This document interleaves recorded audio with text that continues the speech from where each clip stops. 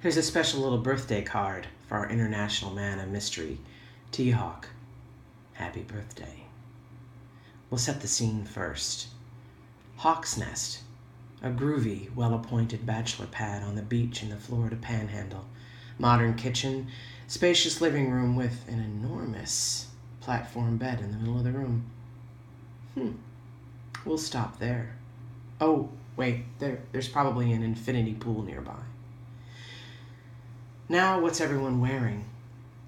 Daymaker is wearing a short, sheer robe with a fur lapel, nothing underneath.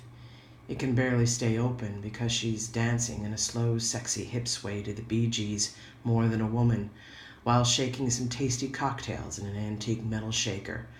Aw, class and fine ass. Pamela is wearing that cute pink teddy that we all remember from the playa. Yeah, the pink one. Along with some white cargo pants. She's using a mouse sander to smooth down a rough edge on the new extra-large platform bed constructed for the evening's festivities. She looks really cool with a clove cigarette hanging out of her big pink lips. Our bone angel is dressed in a super tight white bodysuit with a zipper that goes all the way up it and all the way down. You can see through it, kind of. It's such fine, silky fabric. Her ass looks amazing, and you can tell that she has a pretty big bush by the texture coming through the fabric down yonder. She's very busy constructing a tray of fancy meats. Some little ribs, wingdings, and hunks of juicy sausage.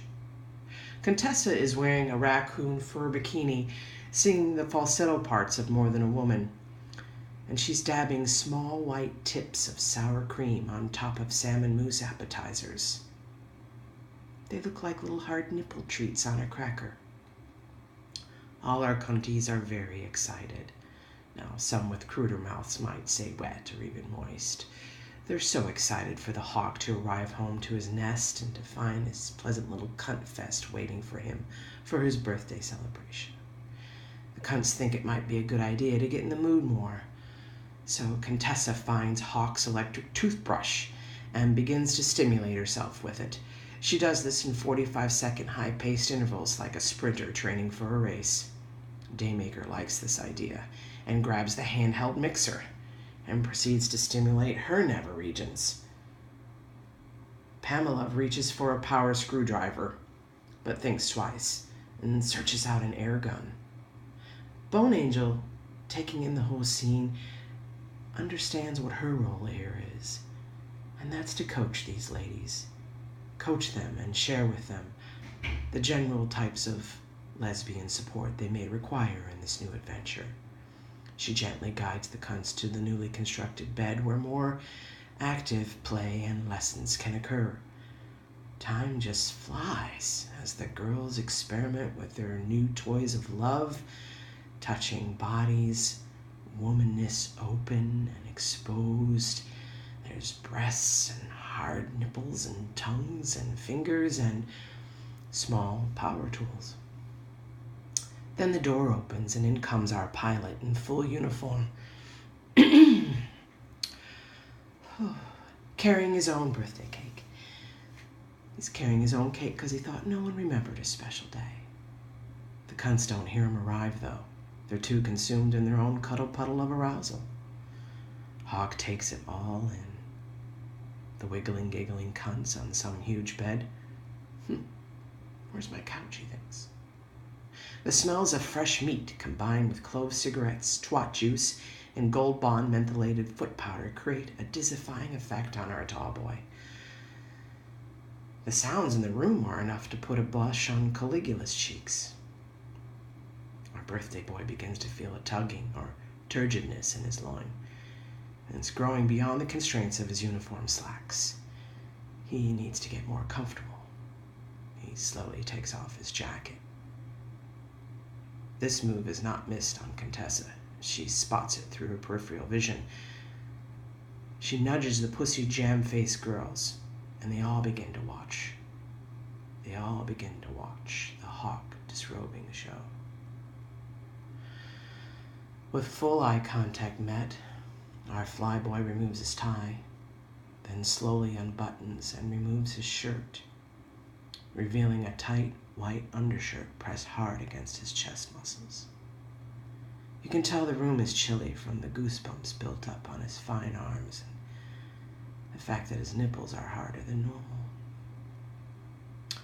Next, he kicks off his shoes in 2 short moves and gives us a little laugh. Well done, Hawk.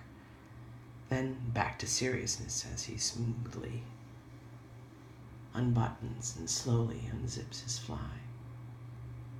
His tusk appears to want to pop out, but is trapped in webbing of some kind. As our giant steps out of his slacks, still eyeing us, he reveals an interesting dress anomaly. Our bird is wearing fishnet pantyhose under his uniform. "They help me stay focused," he says. I bet they do. He gets down on his hands and knees. Nice. And begins crawling towards the cunty cuddle puddle. Nice, slow stretches, allowing the wiggling, jiggling piles of flesh to measure every long stride as he slowly honkers towards the magic bed. He thinks to himself, "Not a bad birthday.